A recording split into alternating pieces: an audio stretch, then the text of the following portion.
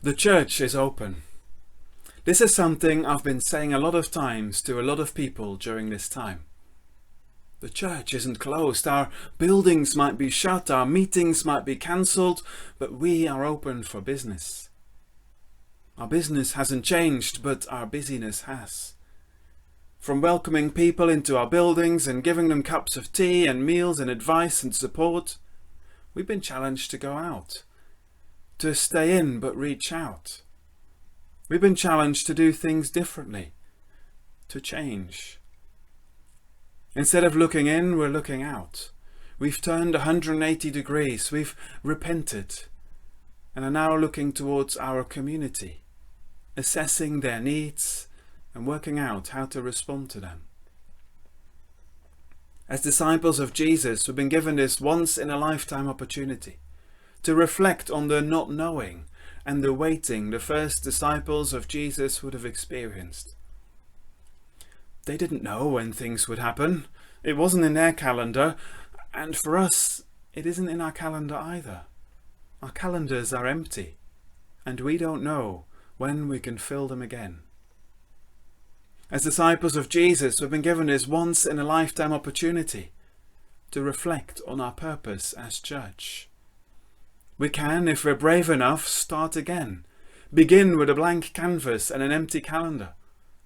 We could reflect on our purpose and mission and let those determine what our activities and programs and services look like, all of them working towards fulfilling our purpose and mission. I wonder how things would be different then. I was asked to reflect on the church in lockdown, but maybe lockdown was what we experienced before COVID-19. We were locked down, with chains and padlocks and bolts and gates, worried about our roofs and our failing boilers, our petty squabbles on pews or chairs, organ or guitar. We were stuck in a rut of Sundays for the in-crowd and our careful, comfortable outreach programs that keep things just the way we like. We were stuck where change was not a possibility we even wanted to entertain the thought of.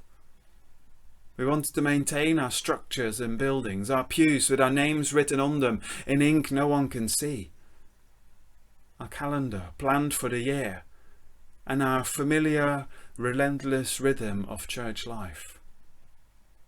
Locked down to a sacred space that had little to do with the real life that existed beyond the walls.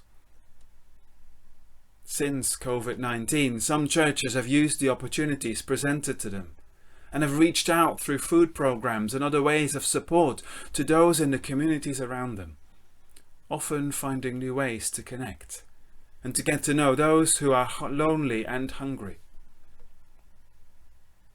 Will we dare to go all the way and dare to embrace the message of Jesus fully, to repent and let go and follow him only? I've written a poem to reflect on this a little more. Not something I do often, but here we go. This is called If It Wasn't for COVID-19.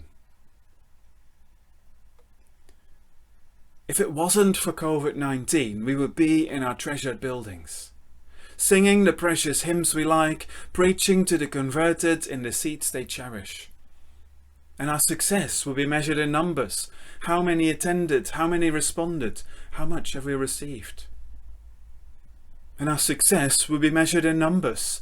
And if we were honest, we would have measured decline.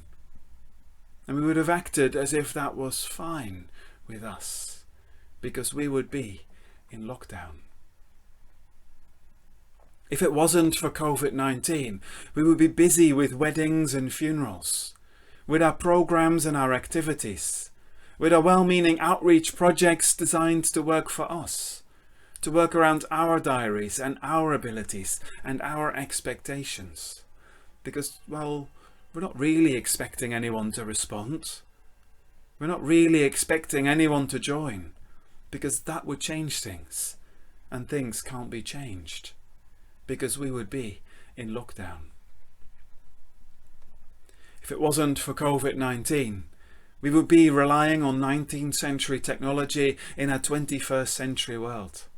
We'd be using books and sheets of paper. Our words might be on a screen, but they stay in our buildings in the hour we share on Sunday, not echoing into our communities and homes where they were meant to go. Our online presence will be limited to information sharing only. Sharing what we do and when, enticing people to come and try us out on our terms and in our ways, so they end up looking like us. Because we would be in lockdown. If it wasn't for COVID-19, we would still be asking the question, why? Why this? Why that? Why don't they respond? Why do we see more people, more young people, more families with well-behaved children sitting quietly in the service? We would be asking why instead of how.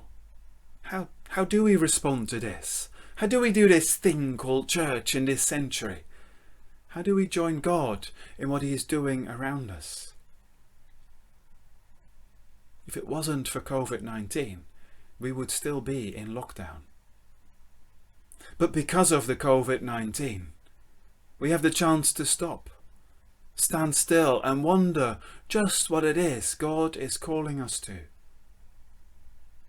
We have the chance to prioritize prayer and community over buildings and activities.